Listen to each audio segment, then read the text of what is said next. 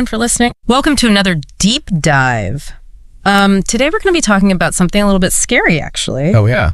It's this YouTube video we found breaking down some pretty serious disease outbreaks happening all across the U.S. right now. Yeah, a lot of stuff coming out from the CDC and the FDA recently. And yeah, so we're going to try and break this down for you and give you all the information you need to stay safe. Exactly. We're going to be covering three main things. Yep. MPO, which used to be called monkeypox. Right. We're going to be talking about bird flu and then a really interesting E. coli outbreak that's been happening. Oh, wow. So let's jump right in with MPO. Okay. One of the things that kind of caught our eye was this more aggressive strain called Clade 1 being found in the U.S. Yeah, it's the first time it's been detected in the U.S., this particular clade. And that's after we've already seen like thousands of cases of Clade 2. Right, exactly. So Clade 2 is the one that's been circulating globally. Right. And there's been over 3,400 cases just in the U.S. this year alone. Oh, wow. Of Clade 2. Okay. But now we have Clade 1.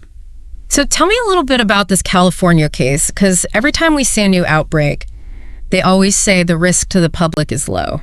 Yeah. Should we actually be concerned about this new strain? Well, you know, it's always good to err on the side of caution, right? Right. So this case in California involves somebody returning from East Africa, where Clade 1 is more prevalent. Makes sense. So, you know, and of course, officials are saying the public risk is low, but we've kind of seen this story before, and things can change really quickly. And one of the things that is kind of scary is how deadly Clade 1 can actually be. Yes. Clade 1 is definitely more severe. Okay. The case fatality ratio is up to 11%. Wow. It's a lot higher. Yeah. So that's significantly higher than Clade 2. Wow. 11%? Yeah. So how does this even spread? Well, I mean, it can be transmitted through contact with infected animals in some areas. Yeah. But most of the cases we're seeing now are spreading through close contact with infected people. Oh. So that means skin-to-skin contact, touching those sores. Oh. Even contact with like respiratory droplets. So it's not just like monkeys anymore? No, it's not just monkeys anymore. It can be person to person. So what should people be looking out for? So the main symptom is that painful rash with sores. Yeah. It's pretty distinctive. Okay. You might also see enlarged lymph nodes, maybe a fever headache, kind of the usual stuff you see with viral infections. Sure. But that rash is really what sets MPO apart. Is there anything people can do to protect themselves? Like, is there a vaccine or anything like that? There is a vaccine. It's called the JYN-NEOS vaccine. And it is recommended for people who are at risk. Okay. It's a 2-dose vaccine. And it's important to remember that you're not fully protected until 2 weeks after that second dose. Wow. So it's definitely something to consider. Yeah. Okay, so we talked about MPO. Yep. Now let's move on to bird flu. Okay. Honestly, every time I hear about a new strain of bird flu, I kind of get nervous. I understand. Thinking about past outbreaks and, you know, how quickly things can potentially escalate. Yeah. No, it makes sense to be concerned. Yeah. But the good news is with this specific strain, there's no evidence of human-to-human transmission yet. Okay. So that's good. Well, that's good, because I'm thinking back to like the swine flu and all those other outbreaks. So yeah, exactly. That's good, at least. So far, so good. So what do we know about these recent cases? Okay, so we've had 6 new cases in California and Oregon, bringing that total to 52 since March of this year. Okay. And how severe are the cases? And the other good news is all cases so far have been mild. Oh, well, that's good. But all of them were transmitted from animals, which is a little bit of a red flag. Okay, so is there anything that's making you particularly worried about this? Well, what's concerning is that a whopping 75% of California wastewater sites are showing evidence of this bird flu virus. Yeah. 75%? 75%. That's a huge number. It is a huge number, and it suggests that the virus might be more widespread than the reported cases indicate. Right, because people might not even know they have it. Exactly. Okay, so who should be most concerned about this? Right now, it seems like the primary risk is for people who work directly with poultry. Okay. So dairy workers, poultry workers really need to be extra cautious. Yeah. And follow all those safety guidelines. Makes sense. All right, so let's move on to our last outbreak. Okay. And this one's a little strange, E. coli. Yes. But it's linked to carrots.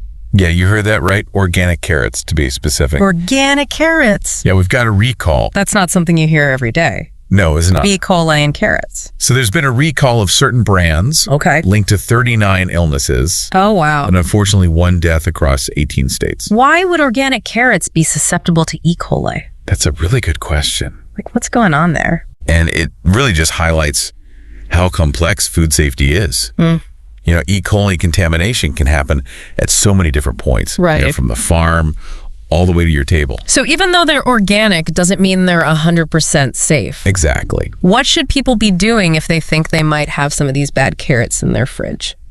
Well, the CDC has put out a warning. Okay. And it's super important to check for those specific brands. Okay. And then get rid of any affected carrots the right way. Like, don't mess around with E. coli. No, don't mess around with E. coli. Yeah. It could be extremely dangerous. And what's really worrying is the true scope of this outbreak might be a lot bigger than we realize. Oh, no. Because a lot of people recover from E. coli without even going to the doctor or getting tested. So there could be more cases out there that we just don't even know about. Exactly. So are there any like brands or details that we should be aware of? I mean, we won't list every single brand here, but sure. Some of the ones that are affected include brands you find at Trader Joe's, Whole Foods, Walmart. Oh, wow. So it's a pretty widespread issue. So, okay, so we talked about EMPO with the new strain, bird flu showing up in the wastewater. Right. And E. coli in our organic carrots. It's a lot. That's a lot to take in. Yeah, and I think what's really interesting is how all of these outbreaks really show how connected human, animal, and environmental health are. I'd love to hear more about that. Yeah. Like, how do these outbreaks connect to the bigger picture of environmental health? Well, I mean, think about things like deforestation, right? Okay. When we clear forests, we're creating more opportunities for humans and animals to come into contact. But that makes sense. And that just increases the risk of viruses jumping species. Right. And then you've got climate change, which can change animal migration patterns, breeding cycles. Wow. And that can also affect disease transmission. So these outbreaks aren't just like random events. They're connected to these bigger environmental problems that we need to be addressing. They're all interconnected. It can feel overwhelming. Yeah. Like, how can we as individuals actually make a difference? That's a great question. Yeah. And, you know, it is easy to feel kind of powerless when you see these big problems. Yeah. But there are actually some practical things we can do. Okay, good. And honestly, the first one is so simple. Okay. But don't underestimate the power of good hygiene. Like washing our hands. Washing your hands. Yeah. Like, I know it sounds so basic. Sometimes I rush through it. Yeah. But it's so effective in preventing the spread of diseases. Okay. Washing your hands thoroughly with soap and water, especially after being in public places or handling food, can make a huge difference. I'll be more mindful of that. Yeah. What about food safety? Food safety is really important, especially with E. coli going around. Right. Wash those fruits and vegetables really well before you eat them. Yeah. Especially if you're eating them raw.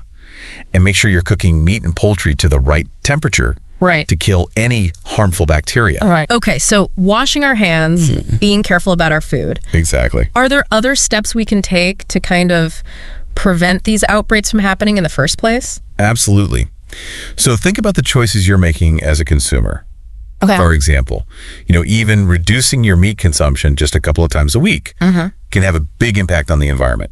Interesting. How does eating less meat connect to preventing outbreaks? So intensive animal agriculture contributes a lot to deforestation and greenhouse gas emissions. Okay. By eating less meat, we reduce the demand. Okay. And that can help shift the industry towards more sustainable practices. So it's not just about our personal health. Right. But it's about the health of the planet. It's all connected. Wow. Okay, so are there other choices we can make as consumers? Definitely. I think supporting sustainable agriculture is really important. Yeah. Look for locally sourced produce.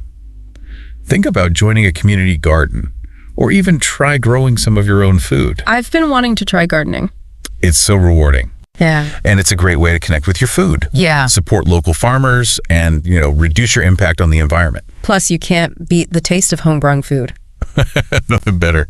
Okay, so we've talked about personal choices like hygiene, food safety, supporting sustainable agriculture, but these outbreaks are big problems. Yeah. They require big solutions. So what can we do to advocate for those bigger changes?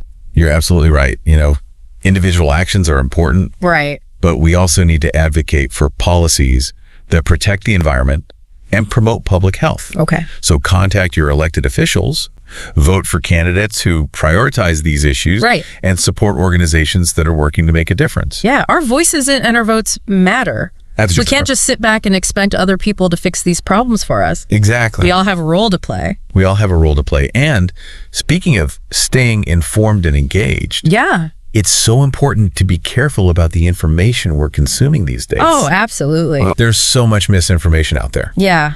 Especially online, it's really hard to separate fact from fiction sometimes. Exactly. And that's especially true with health information. So how can our listeners make sure that they're getting accurate information? Stick to credible sources. Okay. Like the CDC, the World Health Organization, your local health department. Yeah. Those are the places that are going to give you evidence-based information, yeah, and updates on what's happening. So don't just believe everything you see on social media. Definitely not. Yeah. You know, it's easy to click on those sensationalized headlines, right, yeah, or share those alarming posts, but it's so important to verify the information, yeah, before you spread it. We have to think critically about the information that we're consuming. Absolutely. You know, we're in this age of information overload. Right. So we can't just blindly accept everything we read or hear. So we have to be discerning consumers of information, just like we're discerning consumers of food. Exactly. It's all about making informed choices that protect our health and well-being. Exactly. And when it comes to these outbreaks, early detection is key. Yeah. Be aware of your own health. Pay attention to any unusual symptoms, and don't hesitate to reach out to your doctor. That's a good point. You know, we often just try to tough it out. Yeah. But early intervention can really make a big difference. Absolutely. And remember, it's not just about our physical health. Right. Mental health is just as important. Oh, absolutely. These outbreaks on top of everything else going on in the world, yeah, can really take a toll. Exactly. So it's really important to prioritize self-care. What does that look like? That might mean taking breaks from the news. Okay. Doing things that bring you joy. Yeah. Connecting with loved ones, or even seeking professional support if you need it. It's easy to forget to take care of ourselves. It really is. When we're so busy taking care of everyone else. It's like putting on your own oxygen mask first, right, before you help others. You can't pour from an empty cup. I love that. Taking care of your mental health allows you to better handle challenges and support those around you. So as we're wrapping up this first part of our deep dive, yeah, what's the one key message you want our listener to take away? I think the main message is that knowledge is power. Okay. But it's what we do with that knowledge that matters. Yeah. Stay informed about these outbreaks, understand the risks, and then take practical steps to protect yourself, your loved ones, and the planet. I love that we've covered a lot of ground here. We have. From the details of these specific outbreaks to the bigger picture of environmental health and personal well-being. Yeah. And it can be a little bit overwhelming, but every small step we take can really make a difference. Absolutely. Every little bit counts. Okay, so we're going to take a quick break, and we'll be right back with part 2 of our deep dive. So we were talking about how these outbreaks are all connected. Yeah, it's a lot to take in. It is. But I'm curious, you know, it's easy to feel like anything we do is just a drop in the bucket. Are there things we can do that have a bigger impact? Like, where should we focus our energy to make a real difference? That's a really good question. And, you know, you're right. It can feel overwhelming.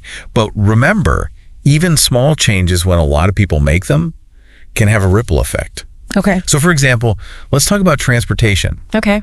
If we choose to walk or bike more often, yeah, take public transport, okay, that can really reduce our carbon footprint.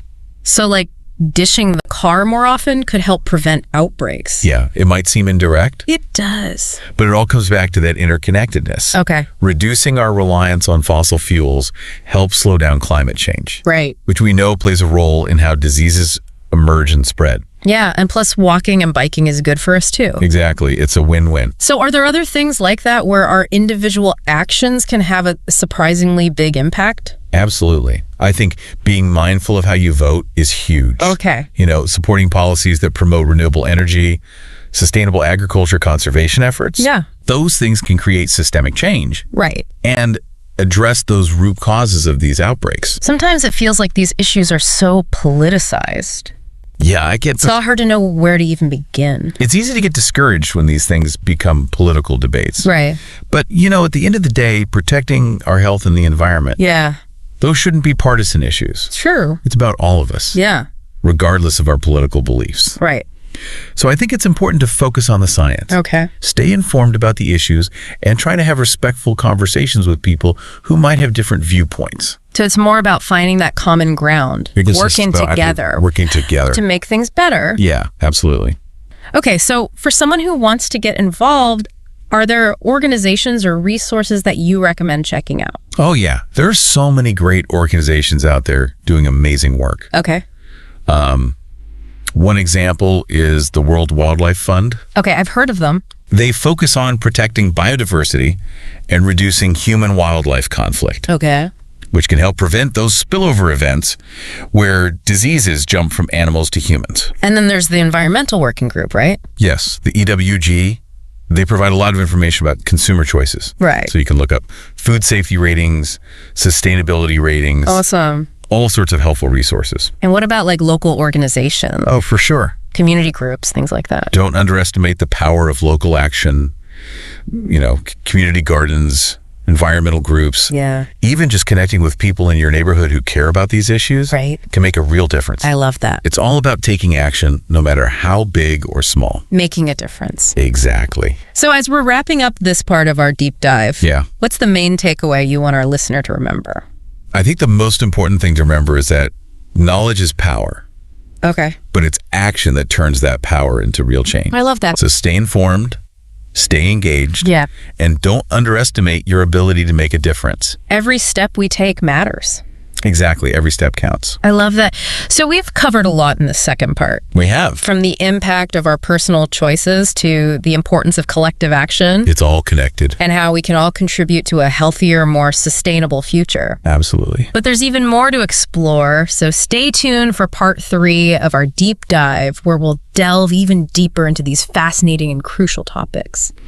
So we were talking about how even small actions can make a difference. Right. And that knowledge is power. But I'm wondering, are there specific actions that have an even bigger impact? Like where should we really focus our energy if we want to make the most difference? That's a great question. And it's true. Sometimes those big problems make you feel like anything you do is just a tiny drop. Yeah. But remember, when lots of people make small changes, it all adds up. It creates that ripple effect. Okay, I like that.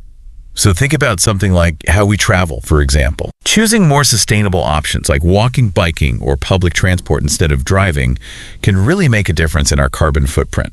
So ditching the car more often could actually help prevent outbreaks. It might not seem like a direct connection, No, not really. but it all comes back to that interconnectedness we've been talking about. Okay. When we reduce our reliance on fossil fuels, we're helping to slow down climate change. Right. And as we discussed earlier, climate change plays a huge role in how diseases emerge and spread. And plus, walking and biking is good for our own health too. Exactly. It's a win-win situation. So are there any other areas where individual choices can have a surprisingly big impact like that? Absolutely.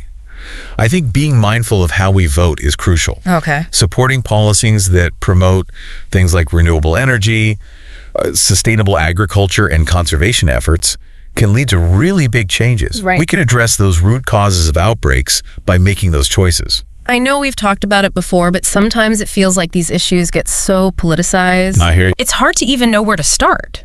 Yeah, I understand that feeling. It's easy to get discouraged when you see these important topics turn into political debates. Exactly. But remember, protecting our health and the environment shouldn't be about politics. Yeah, you're right. It's about our collective well-being. It affects all of us, regardless of our political beliefs. True.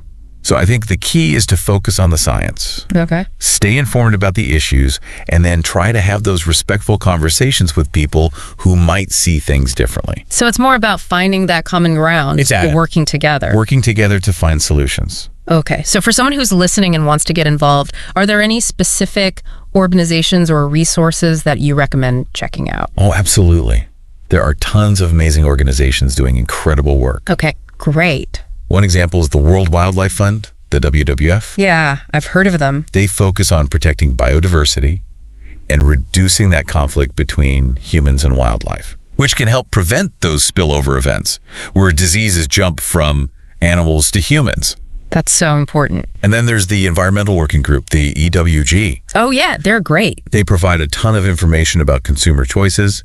You can look up food safety ratings, sustainability ratings, all kinds of useful stuff. So helpful. They're a great resource. What about local organizations? Are there any that you recommend getting involved with? For sure, don't underestimate the power of community action. Yeah. You know? Yeah. Things like community gardens, environmental groups, or even just connecting with like-minded people in your neighborhood. It's about building that community. Exactly. You can make a real difference at the local level. I love that. It's about taking action no matter how big or small, and knowing that we can all make a difference. Exactly. So as we wrap up this deep dive into these really important topics, what's the one lasting thought you want to leave our listeners with? I think the most important thing to remember is that knowledge is power, but action is what turns that power into real change. I love that. So stay informed, stay engaged, and never underestimate your ability to make a difference. Every